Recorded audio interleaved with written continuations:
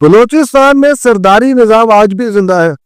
یہاں پر بلوچستان کے اندر فیصلے جرگوں میں ہوتے ہیں, عدالتوں میں نہیں ہوتے, اور قاتل کو بجائے سزا دینے کے وہاں پر ہیرو تصور کیا جاتا ہے. 2008 میں اسی بلوچستان کے اندر 3 لڑکیوں کو زندہ دفن کر دیا گیا تھا قبیلے کی عزت اور غیرت کے نام پر, اور ان کو بچانے آنے والی, ان کے حق میں آواز اٹھانے والی 3 عمر رسیدہ خواتین کو بھی گولیاں مار کر ان کے ساتھ ہی زندہ درگور کر دیا گیا.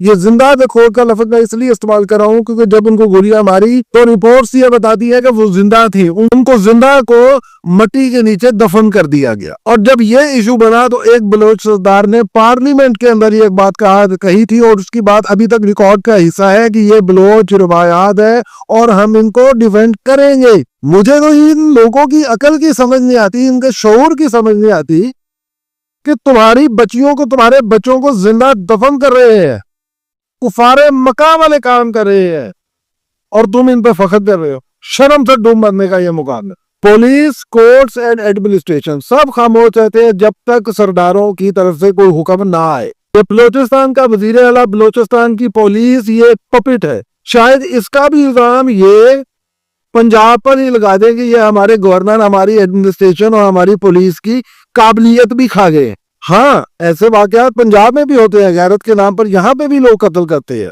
لیکن پنجاب میں اور بلوچستان میں ایک واضح فرق ہے. پنجاب میں یہ بتا دیا جاتا ہے کہ ایسا کام اگر کرنا ہے تو اپنے گھروں کو چھوڑ کے چلے جاؤ پھر, کیونکہ ایسا کام کرنے کے بعد پولیس اور قانون جو ہے وہ قاتلین کو گھروں میں سکون سے نہیں بیٹھنے دیتے. یہاں پہ غیرت کے نام پر قتل ہوتا ہے اور ساتھ ہی ملزمان کی دوڑیں لگ جاتی ہیں اور پولیس ان کے پیچھے ہوتی ہے اور جلد از جلد ان کو گرفتار کر کے عدالتوں کے اندر لے کر آتے ہیں. پنجاب میں جرگے نہیں ہوتے, پنجاب میں عدالتیں ہوتے ہیں, پنجاب کے اندر قانون ہوتا ہے. تمام تر کرپشن کے باوجود پنجاب کے اندر قانون ہے.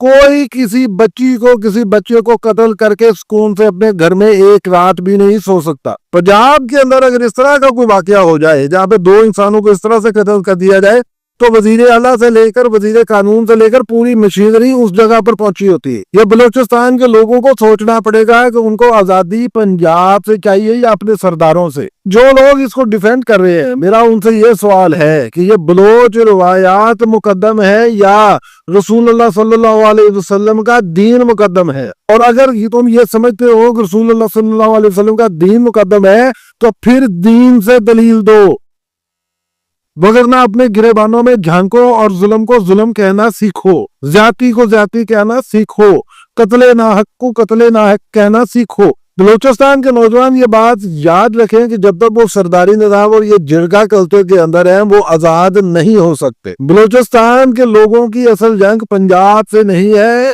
بلوچستان کے لوگوں کی اصل جنگ بلوچ قبائلی سوچ سے ہے. پنجاب کا کوئی قصور نہیں ہے. بلوچستان کے لوگوں کو بلوچستان کے سرداروں نے اپنا غلام اور قبائلی روایات کے نام پر اپنا غلام بنا کے رکھا ہو.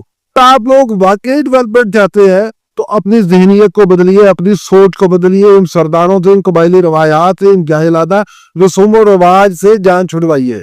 دنیا اس قسم کی وائرل ویڈیوز دیکھ کر روزانہ جوتے ہی مارے. فیصلہ یہ آپ کا ہے, حقیقی آزادی یا سرداروں کی غلامی.